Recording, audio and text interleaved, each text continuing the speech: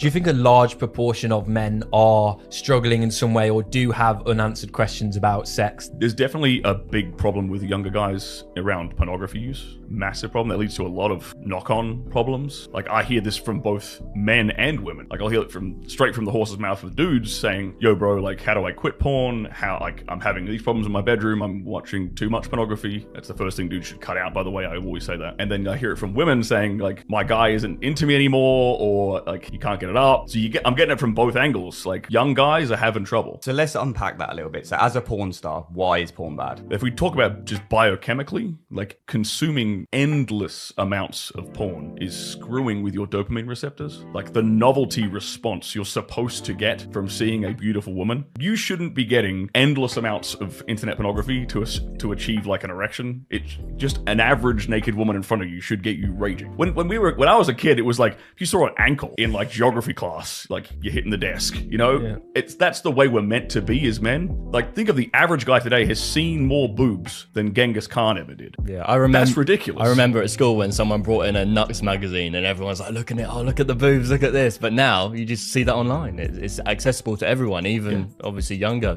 people. I think the average age a young man is seeing his like first pornographic material is something like 10, 11, 12. And it's on a mobile phone. It's been shown to him by someone else at school. And that's a big problem.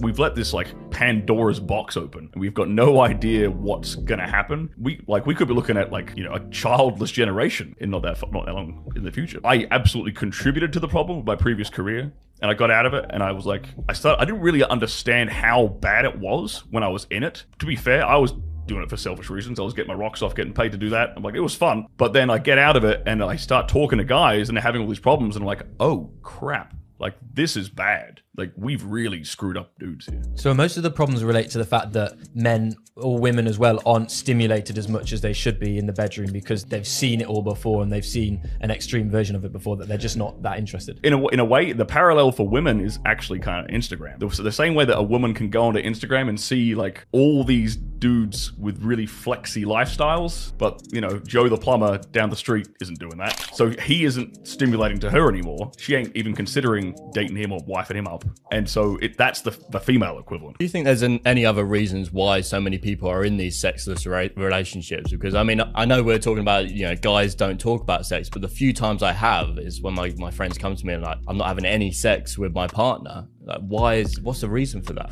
There's a bunch of reasons that could be. It could be a sex drive thing on his part. Doesn't sound like it from if he's coming to you and he's like, she's not, you know, keen. I mean, sometimes it's even like, oh yeah, we just don't do that anymore. You know, they don't even think about it. Okay, well that means the passion's gone from both of them, right? And this can start, there's two ways this can come about. One, it could be the guy is really just taking it for granted because the guy has to work. Like, being a man is about working in all aspects. Like, it kind of sucks, but that's the reality of the world you live in. Like, you can choose to live in reality or not, but being a man is about like constantly trying to work and constantly trying to improve every aspect of your life, right? And putting effort into every aspect of your life. Otherwise it's going to fall by the wayside, right? And a relationship is just the same. The sexual chemistry in the relationship is just the same. So if he's not inspiring that passion in his woman, well, that's the start. He's starting to take it for granted, starting to be, maybe he's just falling into habits and routine. And habits and routine, like a habitual sex life, is the most unattractive, uninspiring thing. It becomes complacent, it becomes boring for the woman. Even something as really as simple as just passionately taking your woman in the kitchen when she's like cooking or something, obviously consensually.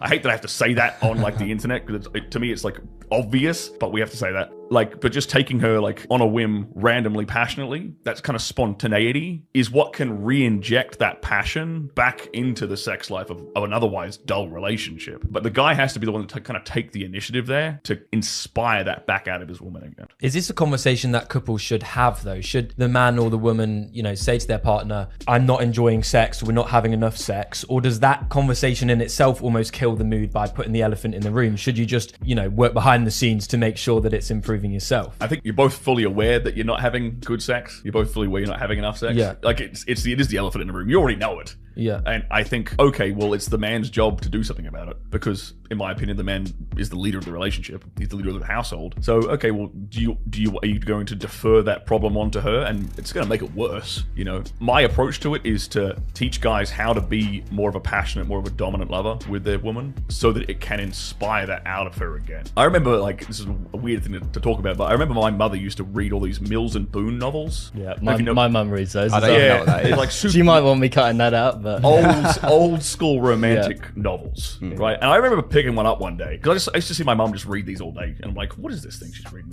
It's got Fabio on the cover or something, some dude who looks like a pirate, and I'm like reading it. This is the most trashy erotic thing I've ever seen in my life, and it's like housewives read that stuff, or at least they used to. I don't know what they're doing now, but they definitely I mean, did. 50 Shades of Grey went huge, didn't it? Right. Which is a similar kind of thing. But it's because they're looking for that kind of passion, that adventure, that mystery, that unpredictability in their life. And you can get that from a man you've like a partner you've been with for decades. You can still get it. It's just about trying to stop yourself from falling into that routine. And especially as a guy, that's one of the hardest things is to not fall into the routine. Because we get in a rhythm, we like doing this position, that position, and we have great time, got our rocks off, game over. But if you gotta switch it up a bit every now and then.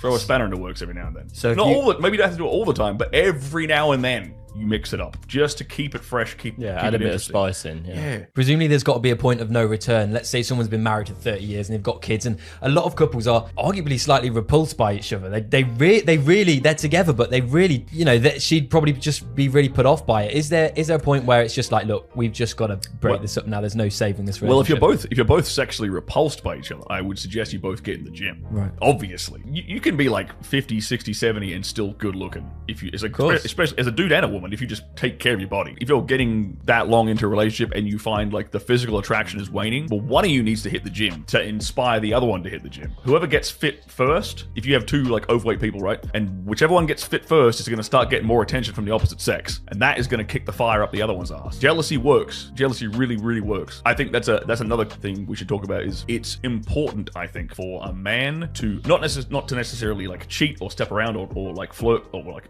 do anything with other women, but to at least be seen as being attractive to other women in some way, to make sure his woman knows, okay, I picked a good horse. I picked the right one. I didn't pick a bum. Because like, okay, he can be a bit flirty with other women here and there. Just that little bit of jealousy every now and then in a woman is actually a good thing because it reinforces her attraction for a man. How about in the same instance, but for a woman? I don't think that. I think jealousy works against men. Right. Like when a woman is like getting lots of attention from other men, if she's indulging in it, it kind of indicates a bit of disrespect towards her husband or her. But what if she's not having any of it? She's not even talking to these guys. But you can see that she's getting lots of. Well, then she's being very attention. Respectful, and obviously, if she's a beautiful woman, she's going to get attention. So like that's kind of like by default, a beautiful woman will get attention from a bunch of other dudes anyway. So you just got to work a little bit harder as a man. It's whether or not she like engages with it at all. Will gauge like her level of respect for her man. But the guy kind of has to be a bit more proactive with it, because most guys don't really get attention from women unless they proactively go out and do something about it. So you kind of have to engineer scenarios in which she can see that you still got it.